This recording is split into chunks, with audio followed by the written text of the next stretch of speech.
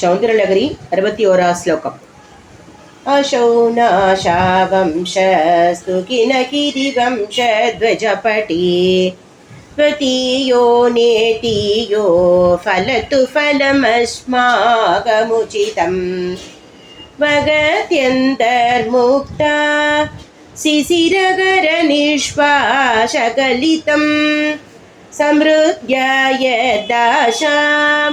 वैरपि समुक्ता मनितरग प्रकृत्या आरक्ता यास्तव शुतति धन्तचतुषेः प्रवक्षे सादृश्यं जनयतु फलं वेतृमलता न बिम्बं तद्बिम्ब प्रतिफलनरागादरुणितं कुलामध्यारोढुं गतमिव विलज्जेत कलया स्मितज्योत्स्नाजालं तव वतनचन्द्रशबिपतां चकोराणामाशीततिरसतया चञ्जुजडिमा अधस्ते शीतांशो अमृतनगरी माम्लरुचयग पिबन्ति स्वचन्दं निचि निचि भृशं काञ्चिकतया अविश्रान्तं बद्युगो गुणकनगधाम्रेटन जपा पुष्पचाया तव जननि जिह्वा जयति सा यदग्राशीनाया स्फटिकदृशदच्च विभगी शरश्वर्या मूर्तिः परिणमति माणिक्यवपुषा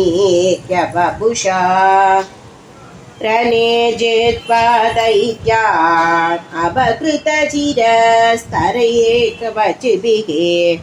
निवृत्ते चण्डां च त्रिपुरहर निर्माल्य विमुखैः पिचाकेन्द्रो वेन्द्रैः चचिभिचत कर्पूरचकला विलीयन्ते मादस्तव वदनताम्बूलकपलाः विभञ्जा गायन्ति विविधमपदाना पशुपते गयारब्धे वक्तुं चलितशिरसा साधुवचने तदीयै मातुर्यैरपलपिततन्त्री कलरवां निजावनां वाणी निचुलयति शोलेन निपृतं कराग्रेण स्पृष्टं दुगिनगिरिना वत्सलदया गिरिचेनोतस्तं मुकुरधरभाणाकुलतया करग्राह्यं शम्भो मुखमुखरवृन्दं गिरिषुते कदं कारं ब्रूमस्तव शुभकम् औभं यरकितं भुजश्लेषा नित्यं पुरतमयितो घण्टकवती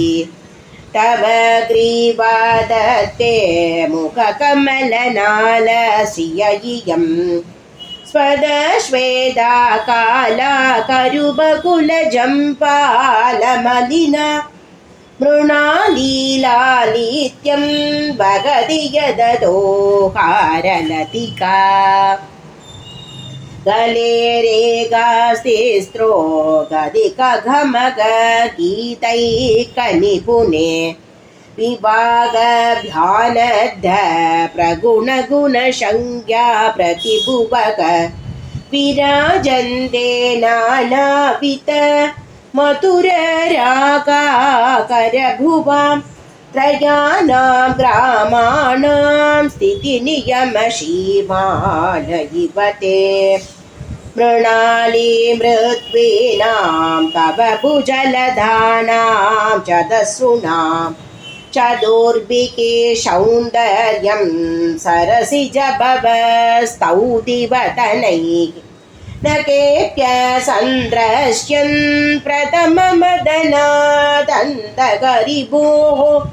चदूनां शीर्षाणां सममभयहस्तार्बनति या नकानामुद्योतैर्नवनलिनराकं विकशता कराणां ते गान्धीं कथय कथयाम गतमुमे गया चित्वा शाव्यं भजतु कलया हन्दकमलं यदि क्रीडलक्ष्मी